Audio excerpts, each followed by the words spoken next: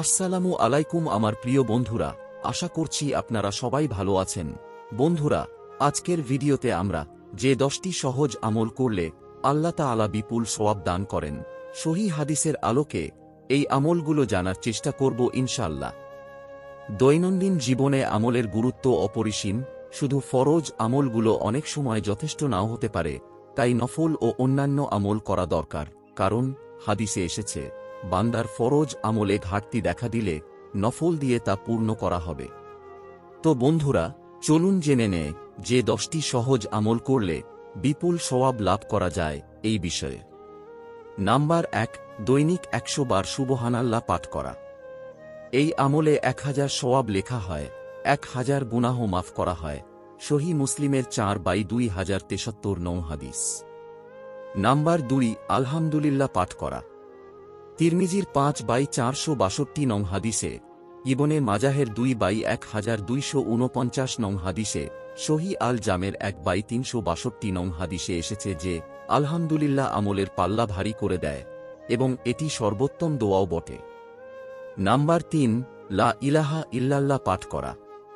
তিরমিজির 5/462 নং হাদিসে, ইবনু মাজাহের 2/1249 নং হাদিসে এসেছে যে লা ইলাহা ইল্লাল্লাহ এটি সর্বোত্তম জিকির।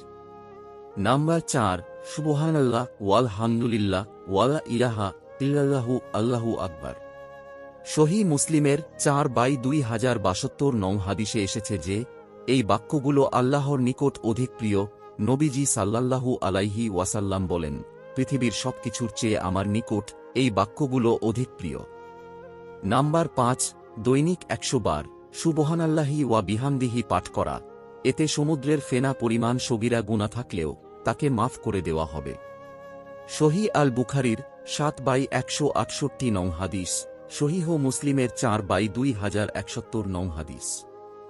নাম্বার 6, সুবহানাল্লাহি ওয়া বিহামদিহি সুবহানাল্লাহিল আজিম পাঠ করা। এক হাদিসে রাসূল সাল্লাল্লাহু আলাইহি ওয়াসাল্লাম বলেন, এই বাক্যগুলো উচ্চারণে সহজ, আমলের পাল্লায় ভারী, দয়াময় আল্লাহর নিকট প্রিয়। বুখারীর 7/168 নং হাদিস, মুসলিমের 4/2072 নং হাদিস। নাম্বার 7, তিরমিজির 5/511 নং হাদিসে, সহিহ আল জামের 5/531 নং হাদিসে এসেছে যে যে ব্যক্তি সুবহানাল্লাহি ওয়া বিহামদিহি সুবহানাল্লাহিল আজিম পাঠ করবে, তার জন্য জান্নাতে একটি করে খেজুর গাছ রোপণ করা হবে। নাম্বার 8, লা হাওলা ওয়ালা কুওয়াতা ইল্লা বিল্লাহ পাঠ করা।